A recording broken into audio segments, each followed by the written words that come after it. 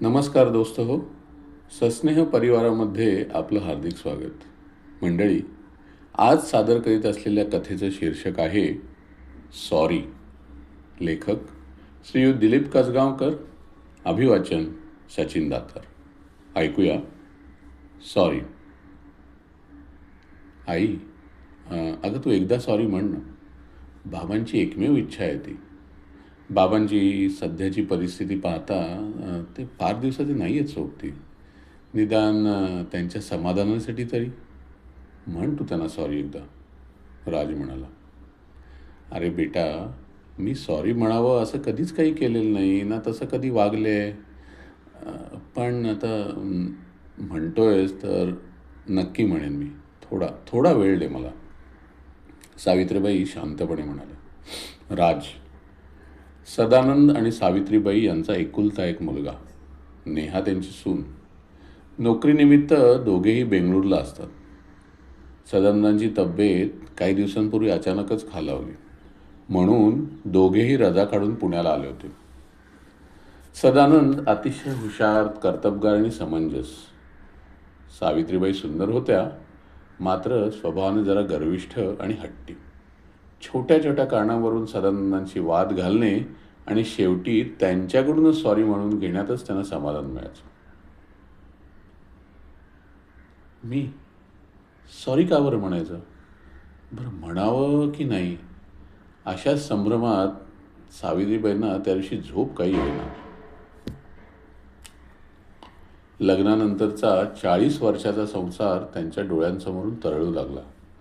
बहुतेक वेळा चूक त्यांचीच असायची, पण सॉरी सदानंदच म्हणायचे. आजवर सावित्रीबाईंनी कधीच सॉरी म्हटलं नव्हतं. त्या रात्री पहिल्यांदाच त्यांनी मनोमन आपली चूक मान्य केली. घड्याळात रात्रीचे 2 वाजले होते. सॉरी म्हणावं म्हणून त्या सदानंद झोपलेल्या हॉलमध्ये आल्या. पण त्यांना शांत झोपलेलं पाहून पुन्हा बेडरूममध्ये परतल्या. पण मनात मात्र विचारांचं काहूर माजलं होतं. झोप काही केल्या येईना. अखेर त्यांनी निर्णय बदलला. तोंडाने सॉरी म्हणण्याऐवजी कागदावर सॉरी लिहायचं, म्हणजे राज आणि नेहालाही कळेल. तेवढ्यात दारावरची बेल वाजली.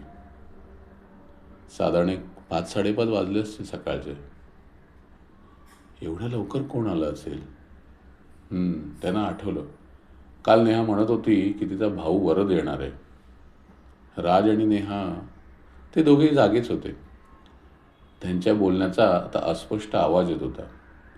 हातातला तो सॉरी लिहिलेला कागद घेऊन सावित्रीबाईच हॉलकडे निघाल्या आणि तेवढ्यात त्यांच्या कानावर शब्द पडले.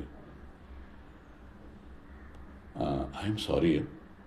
सदानंदांच्या जवळच राज, नेहा आणि एक तरुण उभा होता. अरे, पण तो तर वरद नव्हता. हा तर राजचा डॉक्टर मित्र. तो पुन्हा हळू आवाजात म्हणाला. राज, अरे काळजी घ्या, विशेषतः आईची. सदा, सॉरी म्हणायला उशीर झाला रे माझ्याकडून. असं म्हणताना आता सावित्रीबाईंना अश्रूंचा काही बाण थोपवू शकत नव्हता. अचानक आलेल्या गार वाऱ्याच्या झुळुकीने सावित्रीबाईंच्या थरथरणाऱ्या हातातली सॉरी लिहिलेला कागद उडत खिडकीबाहेर गेला. सावित्रीबाईंनी उच्चारलेला सॉरी शब्द सदानंदांपर्यंत नाही, पण त्यांच्या आत्म्यापर्यंत तरी नक्कीच पोचला असावा.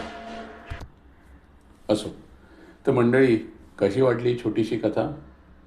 ऐकून जरा मन जड झालं असेल नाही? अभिप्रायात नक्की सांगा. आजची कथा आणि आपलं सस्नेह चॅनल लाईक करा, मित्रमंडळींबरोबर शेअर करा आणि त्यांना सबस्क्राईब करायला देखील सांगा. धन्यवाद.